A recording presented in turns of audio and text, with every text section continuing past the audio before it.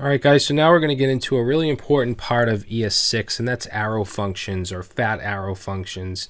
And they give us a lot of benefit in terms of saving lines of code, making things look neater, lexical this, which I'll talk about, and I'll give you an example. I kind of already did back in the HTTP library we created, but I'm going to revisit that.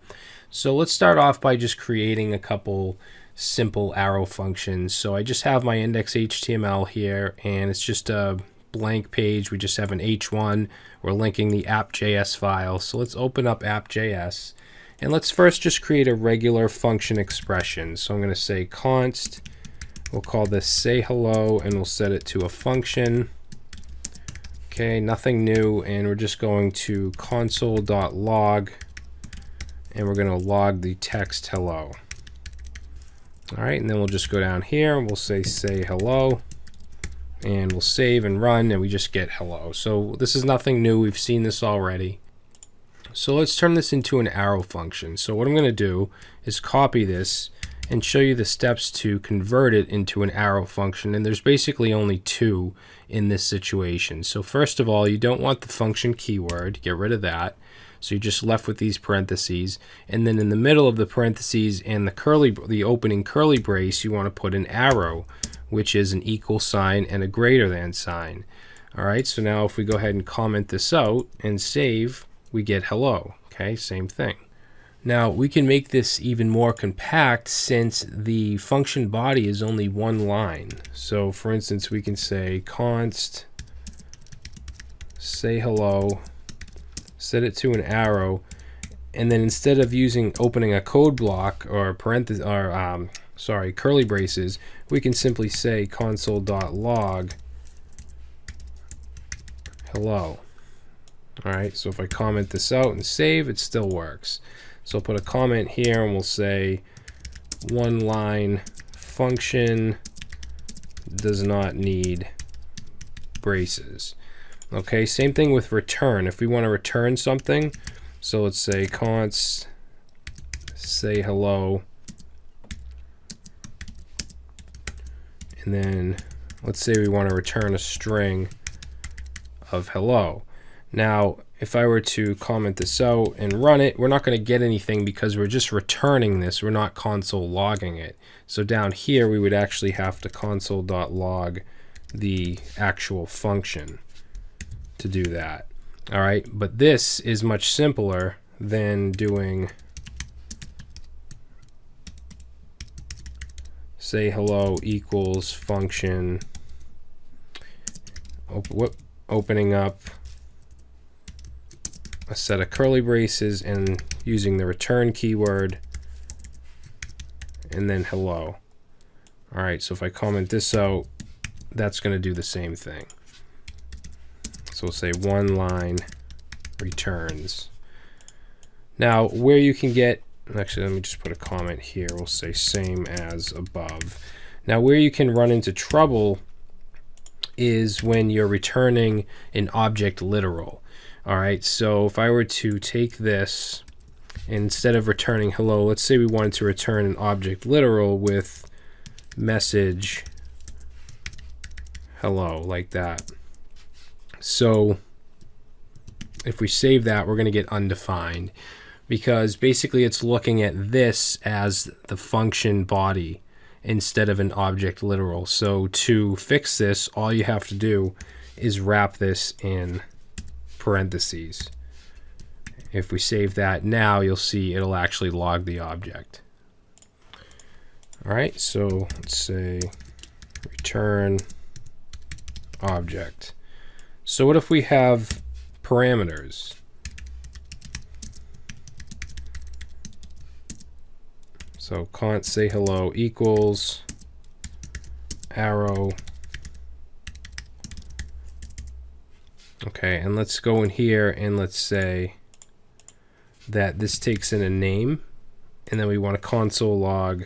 We'll put some backticks in here and we'll say hello name. Okay, so we can do that, and then we don't need the console log anymore because we're actually doing that within the function body. So let's just pass in Brad and save, and we get hello Brad. All right, now if it's a single parameter like this, we don't even need parentheses. So save, and that will still work. So we'll say single param does not need parentheses. Okay, now if we have more than one parentheses, like let's say we want to do first name,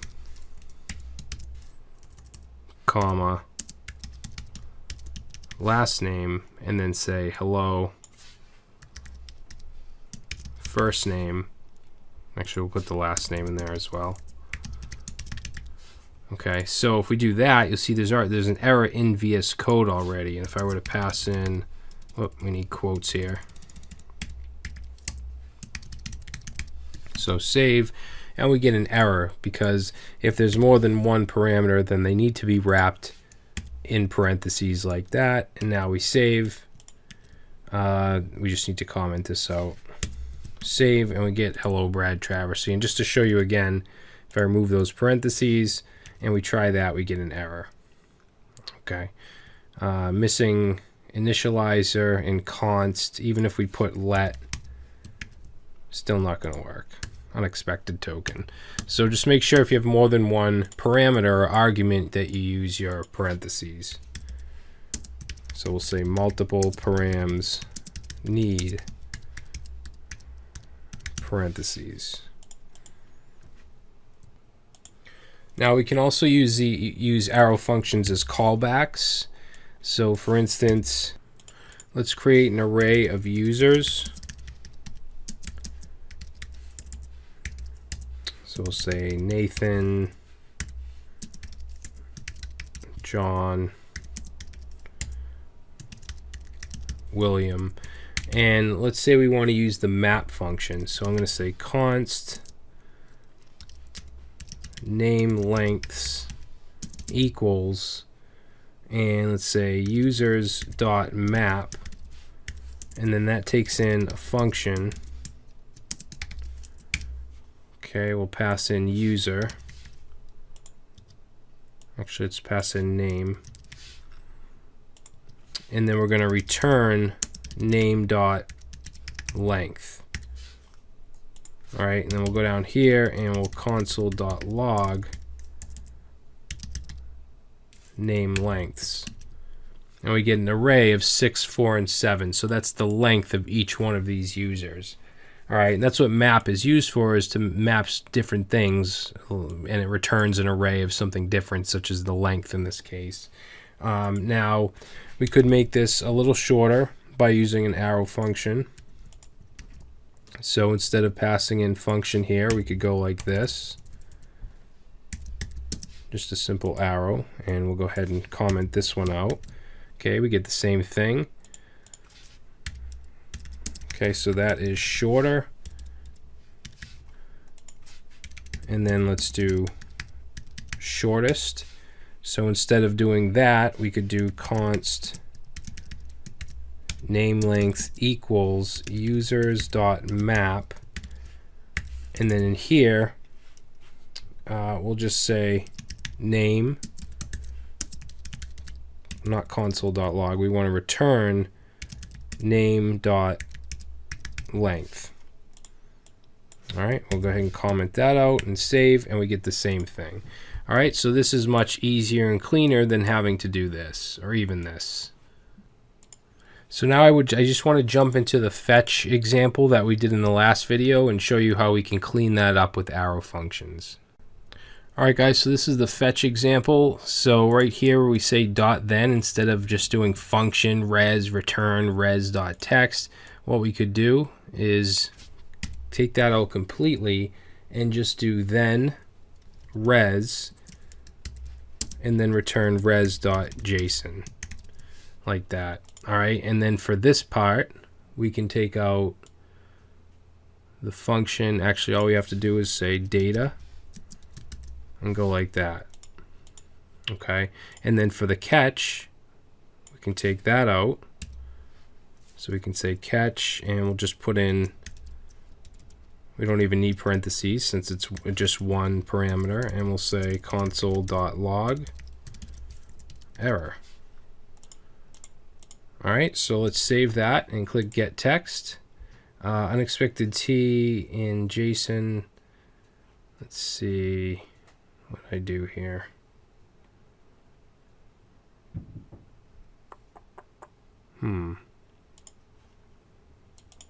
Oh, I use JSON here. This should be text, sorry.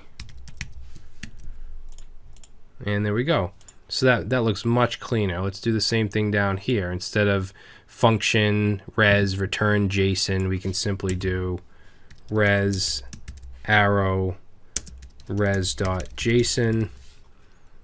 Instead of function data, we can simply say data, put an arrow there, and then instead of doing this, we can say error console.log error. All right, so if I click Get JSON, there we go, works the same way. And then for this part, the external, again, we just want to map res to res.json. And then data, like that. And then error to console.log error. All right, so now we'll try that, get API data, and we get our GitHub users. All right, so this makes this look much cleaner. And you already saw back in the Ajax library when we did the, this self equals this, we had to do that. We didn't have to do it if we use an arrow function because arrow functions use a lexical this, okay? So you don't have to worry about the scope of the function when using this. And you'll see more examples of that as we move along, all right? So I just wanted to do a quick overview of arrow functions or fat arrow functions. In the next video, we're going to start on the fetch version and the ES6 version of the Easy HTTP library.